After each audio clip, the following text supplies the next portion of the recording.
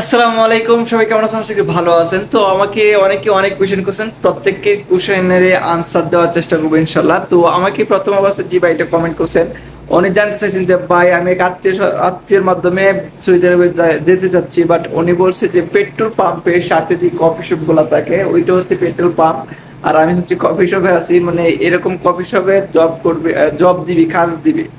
তো এখন উনি বলতেছে যে উনি কি টাইপের ভিসা দিবে আমাকে। তো প্রথম অবস্থায় বলি, একটা হচ্ছে ডিরেক্ট বিষয়, একটা হচ্ছে আপনাকে আনবে হচ্ছে অন্য কোনো বিষয়, তারপর হচ্ছে কাফেলা করাবে। এখন উনি জানে হচ্ছে মেনলি যে আপনাকে কোন বিষয় আনবে। যদি ডিরেক্ট বিষয় দেওয়া থাকে তাহলে আপনার বিষয়ের মধ্যে স্পন্সর নেম, আপনার মানে কফি শপের মিল নাম থাকবে এবং আপনার পজিশনের নাম থাকবে, হয়তো আপনার ওয়াইটার থাকতে পারে বা কফি মেকার থাকতে পারে বা বারিস্তা থাকতে পারে, এই টাইপের কিছু, ঠিক আছে। এখন উনি যদি মনে করেন সস্তায় বিষয় নেই, কফির কাছ থেকে 3,000 4,000 রিয়াল দিয়া তারপর আপনাকে আনার পর উনি হয়তো কাফেলা করাইতে পারে, এটাও হইতে পারে। তো অ্যাকচুয়ালি দালাল থেকে আত্মীয়র মধ্যে আসলে আমার মতে ভালো, কারণ আত্মীয়র মাধ্যমে আসলে আপনাকে যতদিন কাজ না দিছি ততক্ষণ পর্যন্ত সে আপনাকে খাওয়াবে, থাকা খাওয়া দাওয়া একদম ফ্রি, মানে চিন্তা কম থাকে। তারপর আপনাকে যে কোনো একটা কাজ বের করে দেওয়ার চেষ্টা করে, কিন্তু দালালরা কিন্তু তা না।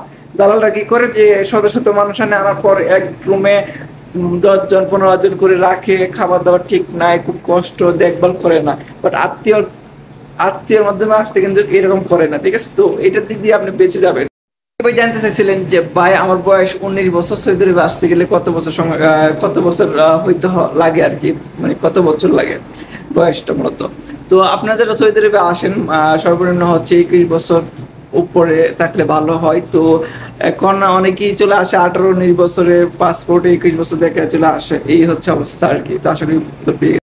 এটা ভাই এই কমেন্ট আমি প্রায় পাই যে কফি শপে দাড়িওয়ালা পছন্দ করে কিনা বা এলাও কিনা আর কি। তো এলো, মানে আপনাকে রাখবে, কিন্তু সব কফি শপে এলাও করে না, বাট যারা কফি এরাও সমস্যা করে না। আপনি একটু পরিপাটি হয়ে থাকলে, দাড়িগুলো গুছিয়ে রাখলে আপনার কোনো প্রবলেম হবে না। আর অনেক কফি শপেই নামাজের সময় বন্ধ দেয়, যেরকম আমার এখন হচ্ছে এশারের নামাজের টাইম, তো আমি কিন্তু শাটার গুলা, মানে এটা আরবিতে বলা হয় যে সিতারা, তো আমি নামিয়ে দিছি। বাট এখন ভিডিও করতেছি এশারের টাইম, তো নামাজ পড়বো, পরে আবার দোকান করবো। তো যারা নামাজ পড়েন, নামাজের ক্ষেত্রে কোনো সমস্যা নাই, আপনারা 5 ওয়াক্ত নামাজই পড়তে পারবেন যদি ইচ্ছা শক্তি থাকে আপনার। আর হচ্ছে সবকিছু কিন্তু সব সব কফি শপে সেম না, অনেক কফি শপে নামাজের সময় বন্ধ করে না। ওকে, আশা করি আপনার উত্তর পেয়ে গেছেন।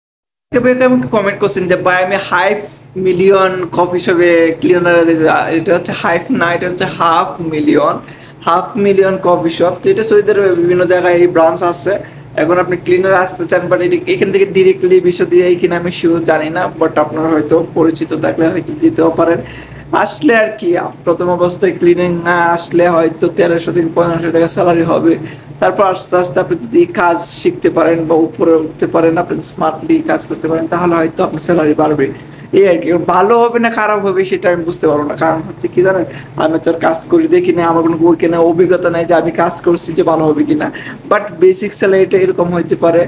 আর প্রথম অবস্থায় কষ্ট করতে হবে, মাথায় নিয়ে আসবেন যে প্রথম অবস্থায় স্ট্রাগল করতে হবে 1 থেকে 2 বছর। ওকে, আমি কমেন্ট করছেন যে 2 বছর পর কতদিনের ছুটি দেয়, এটা হচ্ছে আপনার কোম্পানির উপর নির্ভর করে, কোম্পানির রুলস এর উপর, আবার কফিলের মিজাজের উপর।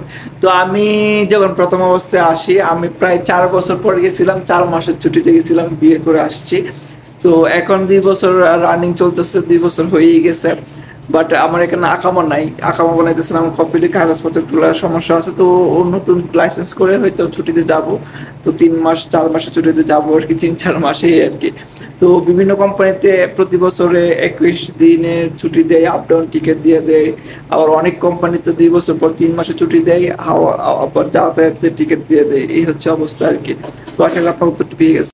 তো আরেকটা ভাই জি ভাই এটা কমেন্ট করছেন, তিনি জানতে চাইছিলেন যে সুপার শপ, আই মিন আমরা যে সুপার মার্কেট গুলো বলি, যে উনি ওইটাকে নিয়ে একটু বিস্তারিত ভিডিও দেওয়ার জন্য করছেন। তো আমি এত বিস্তারিত তো দিতে পারবো না, সুপার মার্কেটে প্রায় যাওয়া হয়, তো ওইখানে কাজের ডিটেলসটা বলার জন্য তো ওই সুপার মার্কেটে বিভিন্ন ধরনের হয়ে থাকে। বাংলাদেশে সৌদি আরবের মধ্যে বড় একটা মার্কেটের মধ্যে লুলু হাইপার মার্কেট, এটা হচ্ছে একটু ভালো ব্র্যান্ডের, আই মিন হচ্ছে সৌদি আরবের মধ্যে খুব প্রচুর চলে।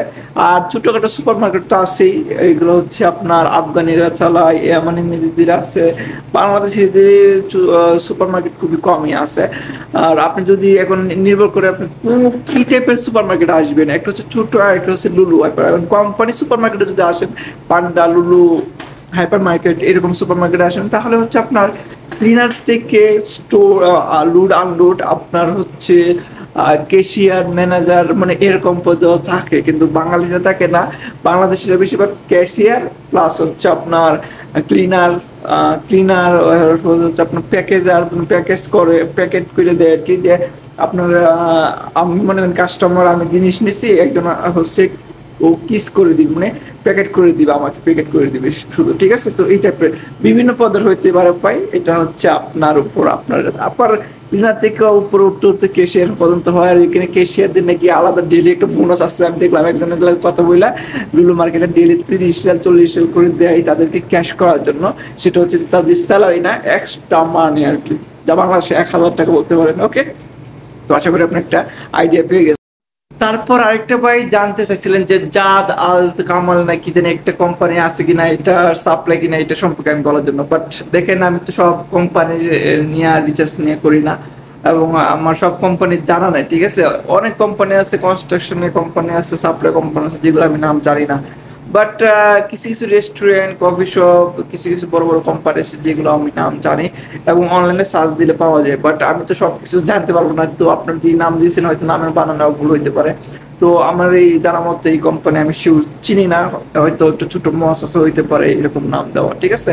এখানে বিজনেসে হচ্ছে হচ্ছে ছোট বিজনেস আছে, বাংলাদেশের মতো বড় বিজনেস আছে, কমার্শিয়াল আছে হচ্ছে, আর হচ্ছে আপনার সিঙ্গেল একজনের যেরকম কফি শপ, এরকম ছোট ছোট মহাশাসা খুলে আর কি, লাইসেন্স খুলে, ঠিক আছে। তো আশা করি আপনি উত্তরটা পেয়ে গেছেন, তো আপনি শিওর জানি না। এই ছিল আজকে ভিডিওটি, আশা করি আপনাদের ভিডিওটি ভালো লাগবে। যদি ভালো লাগে অবশ্যই লাইক কমেন্ট শেয়ার করতে ভুলবেন না। আর আপনারা কে কোন জায়গা থেকে দেখতেছেন আমার ভিডিওটি অবশ্যই কমেন্ট করে জানাবেন। আর যদি কমেন্ট করে জানান তাহলে মনে করবো যে আপনারা আমার সম্পূর্ণ ভিডিওটি দেখছেন। সবাই ভালো থাকবেন, আজকে পর্যন্ত, আসসালামু আলাইকুম।